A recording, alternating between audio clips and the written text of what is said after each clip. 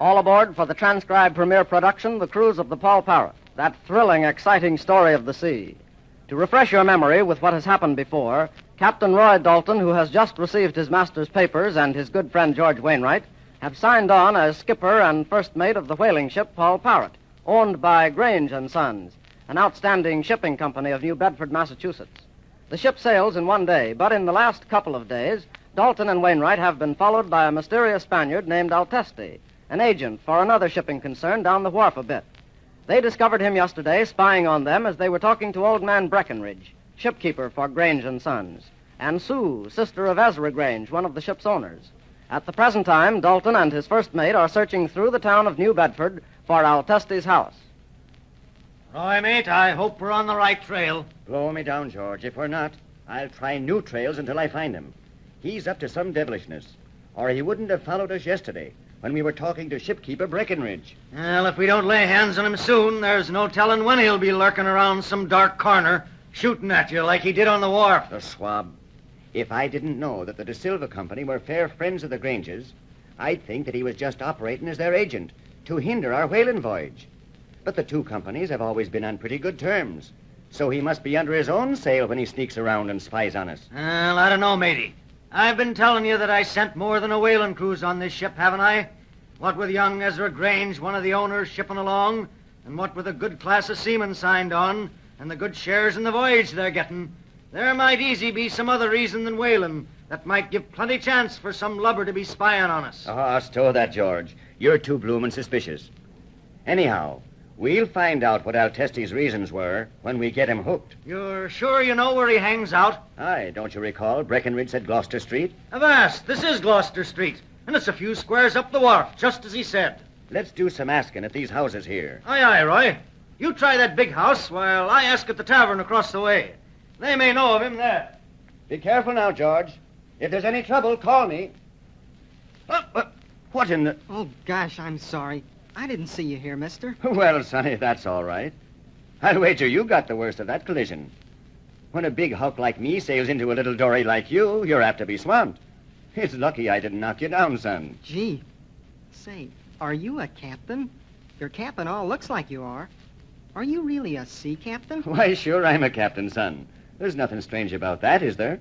In a port so full with captains and seamen of every one of the 7 seas as New Bedford. Well, I've seen captains before, but I've never talked to one. Well, I don't know that it's such an honor to talk to a captain. But you must be a stranger to the port of New Bedford if you've never gammed with a skipper. Yes, sir, I am. I just came here today. I see. Then you wouldn't know what I was about to ask you. Well, gee, I might. What was it, sir? I was about to ask if you knew anything of a certain man my mate and I were looking for. Well, I've been on the street all day, Captain. I might know him. Where do you live, son? Where's your folks' house? Well, Oh, please, Mr. Captain. I don't know where I'm going to live. You don't know? Blow me down, lad. Are you lost? No, sir. But you see, my folks live on a farm about 50 miles west of here. Then what are you doing in New Bedford without your folks? Have you... Blow me down. I'll wager you've run away from home. Have you? Answer me, lad. Have you run away from home? Yes, sir. Lad, you shouldn't have done that. Think how your folks at home will be worried for you. And this is a hard port, lad. There are many rough seamen here, and it's no place for a boy who knows nothing of the life of the sea and has never been away from his parents. Oh, but Mr. Captain, I've always wanted to go to sea. This is no way to go about it. Why didn't you ask your father for permission? He would have let you when you were older, I'll wager. No, he wouldn't. He said he'd never let me ship on any kind of a craft. Then he knew best. You should have obeyed him. But Father was a seaman himself a long time ago, and he always told such wonderful yarns about the sea that I've always wanted to follow his life. Aye, lad, but the sea is a hard master. I wouldn't advise you to follow it. There's lots of danger and little pay, and you're lucky if you come out the winner in the end. Now you take my advice and weigh anchor for home. Oh, gee. What's your name, son? Jonathan Obadiah Robbins, sir. Well, say, that's a mighty big name to stow on so small a craft. They usually call me Johnny, sir. Johnny, eh? Well, I think that's better. Listen, Johnny, you take Captain Dalton's advice and go home to your folks. Why, your poor mother's probably crying her eyes out now, wondering where you are. I left a note. Well, that makes little difference. I give you my word, Johnny, you'll be happier if you go home again, and maybe take to the sea later in life. And Captain Dalton's word is sacred to him, so you can depend on what I say. Did you say you were Captain Dalton, sir? Yes, Johnny, that's the name. Well, just a little while ago, I heard two men talking about you right here. What's that? You heard someone mention my name? Yes, sir. There were two men right in front of this house. And one of them said something about Captain Dalton being away from the ship, and that this was a good time to do it, whatever they were talking about. Blow me down. I'm lucky that I ran into you, Johnny. What do these men look like? Well, I was sitting on that step over there, and one man, the one with a peg leg, I mean. Peg leg? Yes, sir. I wonder... And the other, what did he look like? The other one was real dark, and he had a mustache. That was Teste. I'll stake my share on it. What did they do then? They seemed to be arguing. Then the dark man went down toward the wharf, and the other one hobbled up the street. There's no time to be lost. Ahoy, George! Wainwright, ahoy! Avast! I'll be right over. Captain Dalton, can I go down to the waterfront with you? Johnny, this is likely to be a dangerous business. You'd better stay here. Oh, but Captain, I helped you trace the man. Listen, I'll go back home if you let me come along. Well, aye it is then, lad. But keep out of the way if there's any fighting to be done. Here I am, mate. What news? I've had no luck at all. George, this is Johnny Robbins. He's put us on the track of that landlubber Teste.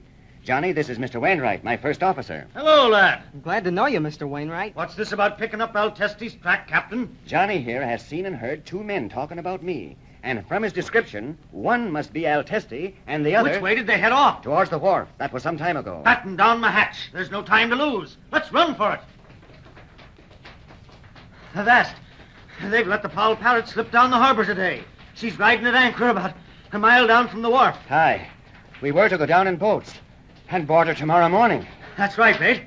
This would be a fine time for some lubber to board her. The docks are just ahead, aren't they, Captain Dalton? Aye, aye, son. I think I heard a boat. Oarlocks. I believe you're right. It's the Grange docks. Somebody's setting out in one of our dories, I'll wager. Look over there. There he is.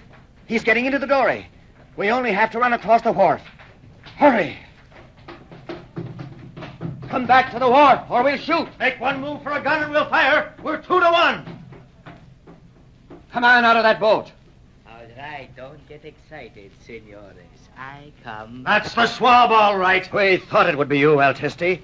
What's your intention in making off with one of Grange's dories? I did not think Senor Grange would mind if I borrowed the boat to cruise up and down the wharf a moment. Captain, that's the man I heard talking about you, all right. Aye, I thought it would be.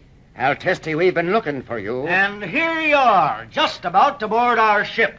You honor me, senores, by looking for me. But I know nothing about boarding your ship. We want to know why you've been steering so close to our course the past few days. You followed us in everything we did, and used a gun on me, if you care to recollect. And we think this is a good time for explanation. With pleasure, I will. One moment. The little boy. Do I not know him? Why, he's... Let me see. Hey, stop! Help! Now, Captain, use your guns Ouch. if you will. I have the Let boy me in go. front of me. And if you shoot, Ouch. you kill him. I will back up across the wharf. And if you shoot as I go, the boy will be hit. Let me go. Ouch! You're hurting my arm. You Bill scum. When you let that boy go, we'll shoot. You might as well give up now. Maybe I won't let go. Ouch. See, I have a gun, too. I hold it over the boy's shoulder. If you follow me, I shoot you. If you shoot back, you kill the boy. Adios, amigos míos. If we follow him, he'll shoot. And here we are in the open with no casks or rigging to hide behind. Wait till he ducks behind those crates. Then we'll follow. There, he's behind the wharf office. We'll drop on our stomachs and crawl after him. Look out, there's his hand. Around the building. He's going to shoot. Mr. Breckenridge, listen. What's that? Aye, Sue. There's trouble brewing. Those were pistol shots. Oh, look out the window. Who's that running this way? That's that Teste fellow, and he's dragging a young lad with him. Help! Help! Oh, Mr. Breckenridge, help That him. I'll do. Come on, hurry. Now, which way did they go? They've disappeared. Disappeared? Where in the world could Teste have taken Johnny? What's going to happen? Will Johnny get away from the Spaniard? Will Captain Dalton catch him? What has Dickon, the peg-leg sailor, to do with all this? Be sure not to miss even one of these exciting adventures on the cruise of the Paul Parrot. Your Paul Parrot announcer is Dave Ward.